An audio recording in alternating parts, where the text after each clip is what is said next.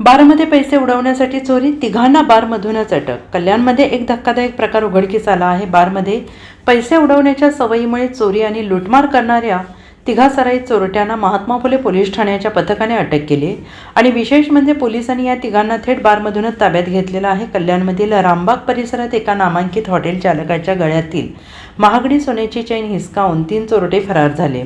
ही संपूर्ण घटना परिसरातील CCTV कॅमेऱ्यामध्ये कैद झाली. या फुटेजच्या आधारे महात्मा फुले पोलीस ठाण्याच्या पथकाने तपासाची चक्रे वेगाने फिरवली. ACP कल्याणची घेटे, वरिष्ठ पोलीस निरीक्षक बाळकृष्ण परदेशी यांच्या मार्गदर्शनाखाली पोलीस अधिकारी विकास मडके यांनी तपास सुरू केला. तपासादरम्यान आरोपी मुंबईतील गोवंडी परिसरात असल्याची माहिती मिळाल्यानंतर पोलिसांनी सापळा रचला. पोलिसांनी एका बारमध्ये धाड टाकत दिलनवाज अन्सारी, रिजवान खान आणि शाहरुख शेख या तिघांना ताब्यात घेतलं. प्राथमिक तपासात या तिघांना बारमध्ये जाऊन पैसे उडवण्याची सवय असून त्यासाठी ते चोरी आणि लूटमार करत असल्याचं उघड झालंय. दरम्यान या आरोपींनी आतापर्यंत आणखीन किती गुन्हे केले आहेत याचा सखोल तपास पोलीस करत आहेत. महात्मा फुले पोलीस स्टेशन कल्याण यांच्या हद्दीमध्ये नोव्हेंबर महिन्यात 2025ला एक चेन स्नॅचिंगचा गुन्हा दाखल झाला होता.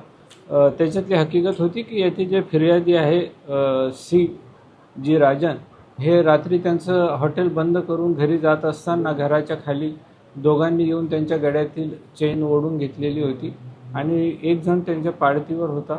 अशी तिघं मिळून त्यांनी ती गुन्ह्याला चालना दिली होती.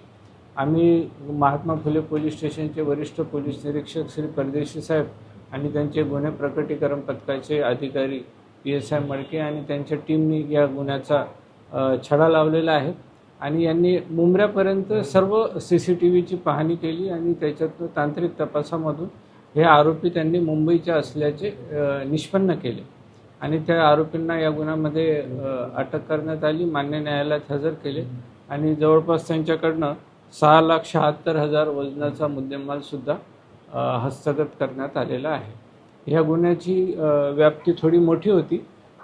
फार जास्त आम्हाला CCTVची पडताळणी करावी लागली. याच्यात मुंबईपर्यंतच्या आम्ही माहिती घेत मुंबईपर्यंत पोहोचलो आणि तेव्हा ह्या तिघा आरोपितांना अटक करण्यात आलेली आहे. Bureau report SBN Marathi.